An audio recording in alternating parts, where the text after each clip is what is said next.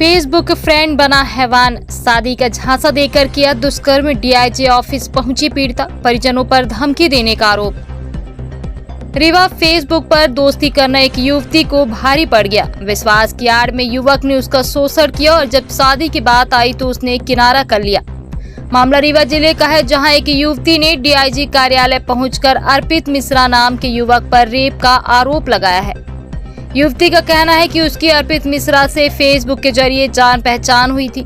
धीरे धीरे बातचीत बढ़ी और आरोपी ने प्रेम जाल में फंसाकर उसे अनंतपुर स्थित अपने घर बुलाया। वहां शादी का झांसा देकर युवक ने शारीरिक संबंध बनाए।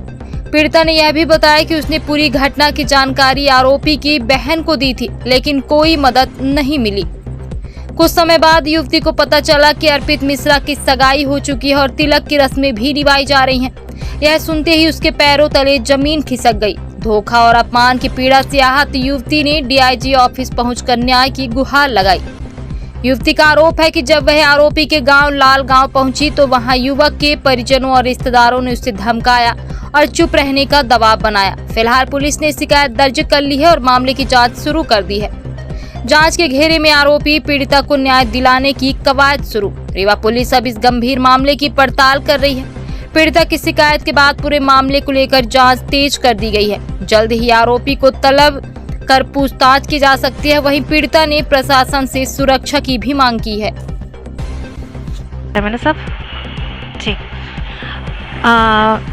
नमस्ते। मैं अभी डीआईजी ऑफिस में आई हूँ।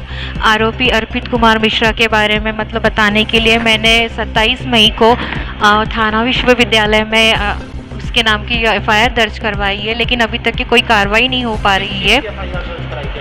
मैंने 376 उसके ऊपर खिलाफ मतलब धारा लगी है, तो उसकी मैंने कंप्लेंट की है, बट लेकिन मुझे पुलिस वालों की तरफ से अभी तक के कुछ बताया नहीं जा रहा है। उसका नंबर सिर्फ ट्रेस लोकेशन के लिए दिया है। बोलते हैं जब ट्रेस हो जाएगा तो आपको बता देंगे, हम अपना काम खुद करते हैं और हमको जब आपकी ज़रूरत पड़ेगी तो हम आपको खुद ही बता देंगे, ऐसा वो कह रहे हैं। दुष्कर्म किया, कैसे जुड़ी आप, किस तरह से झांसा दिया और कैसे पूरा ये घटनाक्रम चला? सर 2 महीने पहले जैसे 2023 में मार्च महीने से हम लोगों की फेसबुक के माध्यम से बात हुई थी। फिर उसके बाद में मैं मई मंथ में उससे मिलने के लिए रीवा आई थी। फिर जब वो मुझे फर्स्ट टाइम अपने घर लेके गया था तो उसके घर में अनंतपुर में वो रहता है, रीवा उसका खुद का घर है, तो वहाँ पे फर्स्ट टाइम उसने मेरे साथ में 14 मई 2023 को मतलब जोर ज़बरदस्ती की थी। और वो प्रॉपर रहने वाला लाल गांव का है, उसकी पूरी फैमिली लाल गांव में रहती है। तो अभी तक के पुलिस वालों की तरफ से भी मतलब मुझे कुछ पता नहीं चल रहा है। क्या शादी का झांसा दे रहा था? फर्स्ट टाइम एक्चुअली उसने मुझसे कुछ पूछा ही नहीं, कुछ नहीं। मतलब मैं जब यहाँ आई थी मैं किसी को जानती नहीं थी, उसके घर पे रुकी थी, मैं अलग बेड पे सोई थी, वो अलग था। अचानक से वो मतलब उठकर आ गया रात में और मतलब वो स्टार्ट हो गया और मतलब मैं एकदम बहुत डर गई थी। और उसने आजू बाजू में मतलब चिल्लाने से भी मना कर दिया था, सब रिश्तेदार रहते, तो थोड़ा सा घबरा गई थी। पर मतलब मैंने ये किया था अपने आप को बचाने की कोशिश, बट लेकिन मैं बहुत चिल्लाई नहीं, क्योंकि मैं भी खुद डर गई थी कि मतलब मैं उसके घर गई हूँ तो लोग मुझे ही गलत कहेंगे।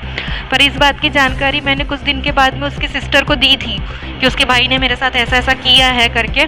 तो उसने मुझसे कहा था कि लड़का कोई भी हो, मेरा भाई क्यों ना हो, बोले आप उनके घर जाएगी तो वो अकेले देखेगा तो ये सब चीज़ें करेगा ही, और मेरे पेरेंट्स को पता चल जाएगा तो वो दोनों को जान से मार देंगे। तो इसके डर के मारे में मतलब किसी को फिर बताई ही नहीं, पर उनकी सिस्टर को ये सूचना दी थी मैंने। और मैंने अभी 2 साल से फिर उसका मेरे घर में लगातार आना जाना रहता था। रात में भी कभी आता था, रात भर रुकता था, दिन में आता था। आस पड़ोस सबको पता है ये सब चीज़ें, और उसी के वजह से मतलब मुझे घर खाली करना पड़ता था क्योंकि वो आता जाता था। आपको शादी के आश्वासन? जी।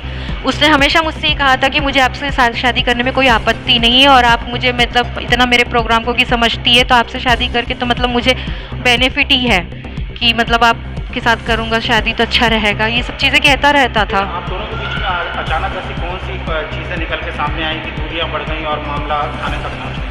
सर 2 साल तक ऐसा कभी कुछ नहीं हुआ। उसकी जब शादी जुड़ी अभी, तो जैसे मई मंथ में ये चीज़ें हुई तो उसमें थोड़ा सा परिवर्तन आने लगा कि वो बार बार गाँव जाना, और मुझसे मतलब जैसे हमेशा हर चीज़ शेयर करता था, अब बताता नहीं था। तो मुझे एक डाउट सा हो रहा था कि कुछ तो बात है जो मुझे वो बता नहीं रहा है करके। तो मैंने बाहर से मतलब जो भी संगीत फील्ड से हमारे जुड़े हुए लोग थे तो सबसे कॉल करके पूछने की कोशिश की, पर उसने सबको बता के रखा था ये चीज़ कि मुझे ना बताया जाए करके। पर लेकिन मैंने बहुत इंक्वायरी करने के बाद बाहर से जैसे मैरिज गार्डन वगैरह से मुझे थोड़ा सा पता चला, तो डेट कंफर्म हुई मुझे कि मतलब 26 तारीख का उसका तिलक है लाल गांव में उसके, और 5 जून की शादी है कृष्णा गार्डन में रीवा से। तो मुझे जब पता चला तो मैंने उससे बोला कि इस बारे में बात करी कि घर वालों को बताओ अपने करके, या फिर मैं बात करती हूँ अगर तुम नहीं कर सकती, या मैं लड़की वालों को बता दूँ, या तो फिर पुलिस के अलावा मेरे पास कोई ऑप्शन नहीं है फिर। तो उसने मुझसे वक्त मांगा 25 तारीख को तक कि उसने मुझे लास्ट टाइम, मतलब मैं 25 को पहले एफआईआर करने गई थी, तो उसने मुझसे कहा था कि मत करना एफआईआर वगैरह, बोले मैं घर वालों से बात कर रहा हूँ, कुछ तो सोल्यूशन निकालते हैं और मैं आता हूँ, आज ही आता हूँ या मैं कल तक के तुम्हारे पास आता है। 1 दिन का वक्त मुझे वक्त मांगा उन्होंने। तो मैंने कहा कि ठीक है, इतना दिन दिया है तो 1 दिन का और वक्त दे देती हूँ करके मैं। तो फिर 26 तारीख को उसने तिलक वाले दिन से फ़ोन ही उठाना बंद कर दिया मेरा, सुबह से शाम हो गई फ़ोन नहीं उठा रहा था मेरा। फिर मैं उसके घर लाल गाँव के लिए निकल गई, अकेली चले गई मैं बस में बैठ के।